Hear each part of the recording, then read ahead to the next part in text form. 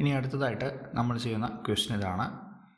84 divided by 4 is equal to what? 84 divide by 4 is equal to what? ഇതിൻ്റെ ആൻസറാണ് നമുക്ക് കണ്ടുപിടിക്കേണ്ടത്. അപ്പോൾ നമുക്ക് ഇതിൻ്റെ ആൻസർ എങ്ങനെ കണ്ടുപിടിക്കാം എന്ന് നോക്കാം. ആദ്യം നമ്മൾ ഇവിടെയുള്ള ഫേസ്റ്റ് നമ്പറായ 84 എഴുതുന്നു. അതിനുശേഷം അതിൻ്റെ സൈഡിൽ ഇങ്ങനെയൊരു ലൈൻ വരയ്ക്കുന്നു. ഇനി ഇവിടെയുള്ള സെക്കൻഡ് നമ്പറായ 4 ഇവിടേക്ക് എഴുതുന്നു. ഇനി എന്താണ് ചെയ്യേണ്ടത്? ഇനി ഇവിടെയുള്ള ഫേസ്റ്റ് ഡിജിറ്റ് നോക്കുന്നു. ഫേസ്റ്റ് ഡിജിറ്റ് എത്രയാണ്? 8 ആണ് അല്ലേ? 4നെ ഏത് നമ്പർ കൊണ്ട് മൾട്ടിപ്ലൈ ചെയ്താലാണ് 8 കിട്ടുക? നമുക്കറിയാം 4 × 2 ഈസ് ഈക്വൽ ടു എത്രയാണ്? 8 ആണ്. 4നെ 2 കൊണ്ട് മൾട്ടിപ്ലൈ ചെയ്താലാണ് 8 കിട്ടുക ആണല്ലോ. അപ്പോൾ നമ്മൾ ഇവിടെയുള്ള ഈ ഒരു 2 എന്ന നമ്പർ എവിടെ എഴുതണം? ഈ ഒരു 2 എന്ന നമ്പർ നമുക്ക് 8ൻ്റെ മുകളിലായിട്ട് ഇവിടെ എഴുതാം. 8ൻ്റെ മുകളിലായിട്ട് 2 എന്ന് എഴുതുന്നു. ഇനി ഈ ഒരു 2ഉം ഈ ഒരു 4ഉം മൾട്ടിപ്ലൈ ചെയ്യണം. 2 × 4 എത്രയാണ്? 2 × 4 8 ആണ്. 8 മൾട്ടിപ്ലൈ ചെയ്ത് കഴിഞ്ഞാൽ താഴെ ഒരു ലൈൻ വരയ്ക്കണം.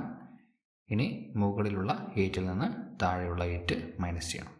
8 മൈനസ് 8 എത്രയാണ്? 8 മൈനസ് 8 0 ആണ്. 0. ഓക്കെ. ഇനി എന്താണ് ചെയ്യേണ്ടത്? ഇനി ഇവിടെയുള്ള നെക്സ്റ്റ് ഡിജിറ്റ് എടുക്കണം. നെക്സ്റ്റ് ഡിജിറ്റ് 4 ആണ്. ഈ ഒരു 4നെ താഴേക്ക് ഇറക്കി എഴുതുന്നു.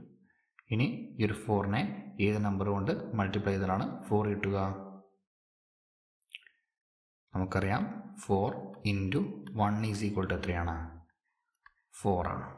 4നെ 1 കൊണ്ട് മൾട്ടിപ്ലൈ ചെയ്താണ് 4 കിട്ടുക. ഓക്കെ. സോ നമുക്ക് ഇവിടെയുള്ള ഈ ഒരു 1 ഇവിടെ എഴുതാം.